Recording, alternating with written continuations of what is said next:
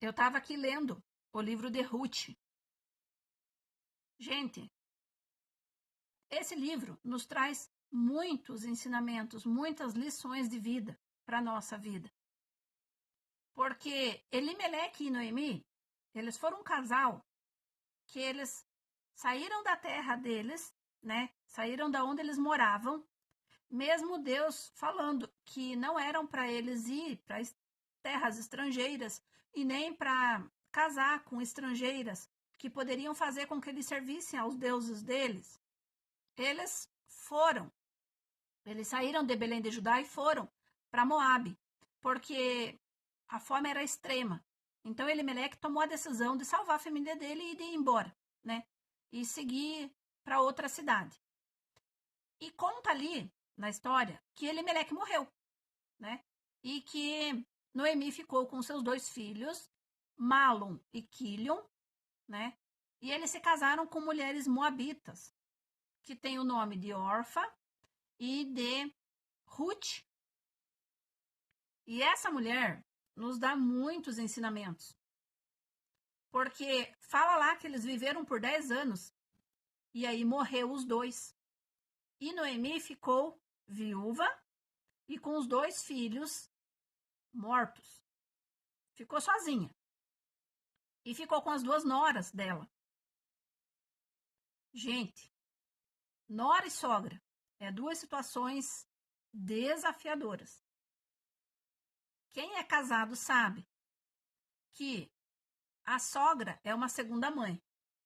Mas a gente sabe o quanto é difícil a convivência e o quanto a gente precisa lutar para conseguir manter uma convivência pacífica.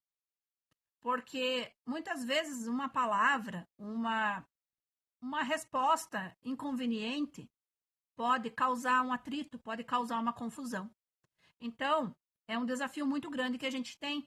E a gente vê ali que Orfa abandonou Noemi, né? Voltou para a cidade dela, para a família dela, para os deuses dela. E Ruth se posicionou dizendo: eu não vou te deixar, eu vou seguir com você. Olha o que fala ali no capítulo 1, no versículo 16. Disse, porém, Ruth: não me instes para que te deixe e me obrigue a não seguir-te, porque onde quer que fores, irei eu, e onde quer que pousares, ali pousarei eu. O teu povo é o meu povo, e o teu Deus é o meu Deus. Olha o posicionamento.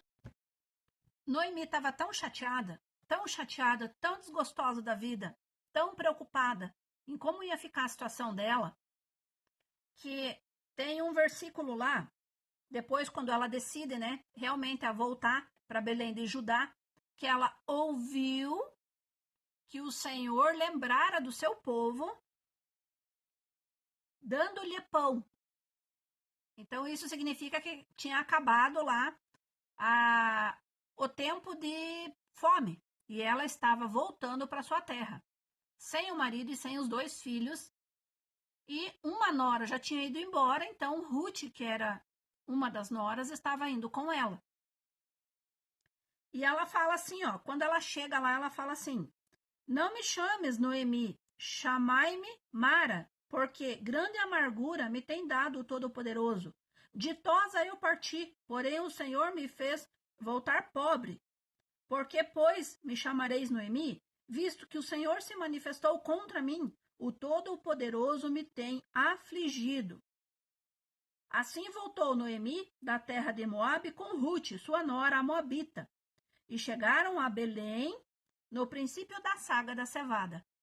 Ruth era moabita. Então, eles tinham os deuses deles. Mas Ruth se posicionou dizendo para Noemi de que ela serviria ao Deus de Noemi, ao Deus de Israel. Então, Deus já tinha um propósito ali na vida dela. Deus já tinha planos para a vida das duas.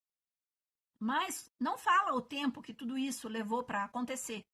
E eu creio que a gente, quando passa por problemas e dificuldades e situações, a gente fica muito aflito, a gente fica muito desgostoso. E sempre a primeira atitude que tomamos é achar que Deus está contra nós. E é querer abandonar Deus e é querer largar tudo, né? Muitas pessoas voltam para o mundo, coisa que não deveriam fazer.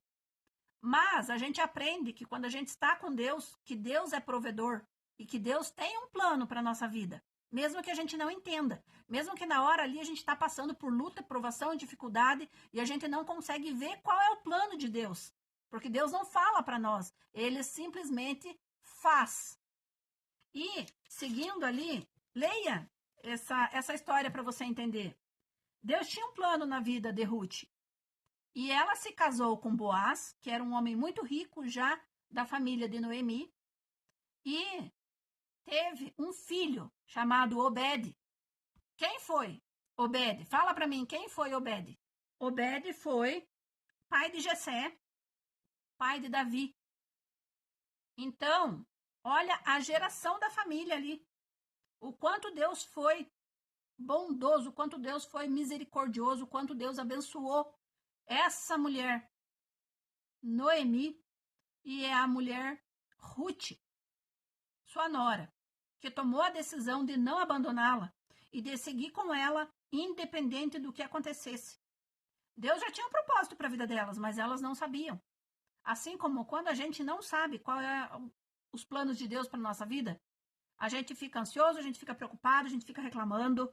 Assim como ela fez. Ela tomou o nome de Mara, porque ela falava que Deus tinha abandonado ela, que Deus tinha esquecido dela. Ela tomou aquilo como um castigo na vida dela.